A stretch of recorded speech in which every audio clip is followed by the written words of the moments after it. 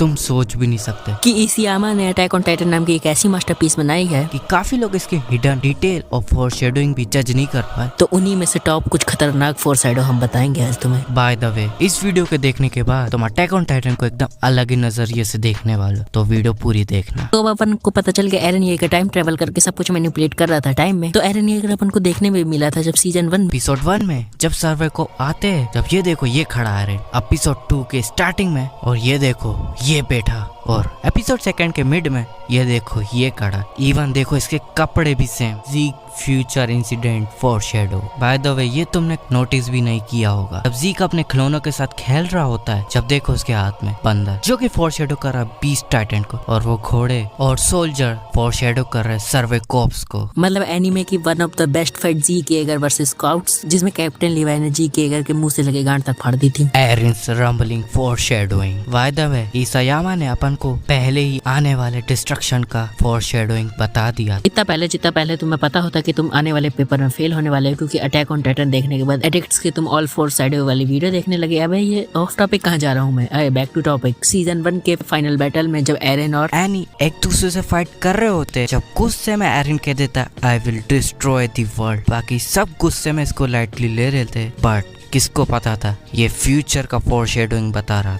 एरन become Titan फोरशैडो। हमें episode 8 में पता चलता है कि एरन एक्चुअली में टाइटन बन सकता है, बट इसका फोरशैडो अपन को हो जाता है एपिसोड 3 में ही, जब एरन प्रैक्टिस कर रहा होता है 3D मैनुअल गियर से, जब उसको सिर पे चोट लग जाती है, और उसके बाद जब वो डिनर कर रहा होता है, जब उसके सिर से ध्यान से देखो भाव निकल रही है, और तुम्हें ये पता होगा कि ये भाव टाइटन यूजर के इंजरी हील करने के टाइम निकलती है।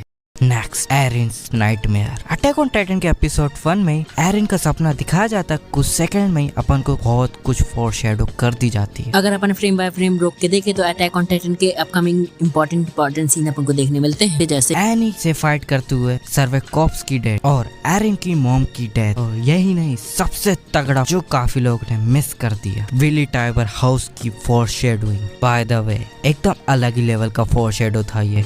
कासा हाइडिक अपन सबको शुरुआत में बताया जाता है कि मिकासा का कमन ब्लड जो एरिन की मेमोरी को मिटाने से रोकता है, बार बार रिकॉल करके, ताकि वो एरिन की स्लेव बनी रहे हमेशा के लिए, ताकि वो एरिन को कभी ना भूले। पर फाइनली अटैक ऑन टाइटन में अपन को पता चल चुका है कि उसको हेडेज कभी कभी क्यों होते थे, क्योंकि उसकी वजह थी यमीर। क्योंकि यमीर कभी कभी मिकासा के अंदर झांका करती थी, क्योंकि यमीर अपने आप को मिकासा के अंदर देखती है एक स्लेव और प्यार में पागल, बट वो चाहती थी कि मिकासा कभी भी स्लेव बन के ना रह जाए, जैसे यमीर बनी रहती है किंग फ्रीड्स की स्लेव, और मरने के बाद भी 2000 साल तक स्लेव बनी रही थी, और सिर्फ मिकासा उसे एओटी के आखिर में फ्रीडम दे सकी। एरिन पंच हिमसेल्फ। तुम्हें याद तो हो गई, जब सीजन 3 में सर्वे कॉप्स अपना काम कर रहे थे, एरिन अपने आप को पंच क्यों मारता है कन्फेंट होता है सीजन 4 में। तुमने नोटिस करा होगा कि आर्मिन को भी ये ऐसी मुक्के मार रहा होता है, देखो कितनी सिमिलरिटी है। बाय द वे, सीजन 3 में तो अपन को ये नहीं पता था कि एक्चुअली में ये क्यों मार रहा है खुद को, पर सीजन 4 में पता चल चुका है। सीजन 2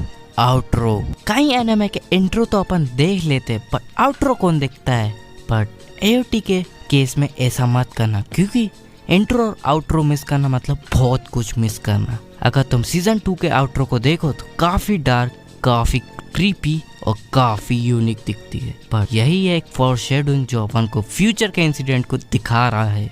आगे होने वाली रंबलिंग, चाहे किंग फ्रीड्स की appearance, Maria Rosina eating Ymir, attack on Marley, the whole incident going to future, और यही नहीं सीजन 1 के इंट्रो में जब अपन नोटिस करें तो कुछ लोग मरे और कुछ लोग अपन को अलाइव दिखते हैं, बाकी जितने भी लोग दिखते हैं वो फोरशैडो कर रहे हैं सीजन 3 तक वो अलाइव रहेंगे, और जो मेन लीड में रहेंगे। बाय द वे, फोरशैडोइंग कैसी लगी कमेंट में बता देना, और अभी हिडन डिटेल बची हुई है एओटी की, तो तुम्हें अगर वीडियो चाहिए तो फिर कमेंट में बता दो।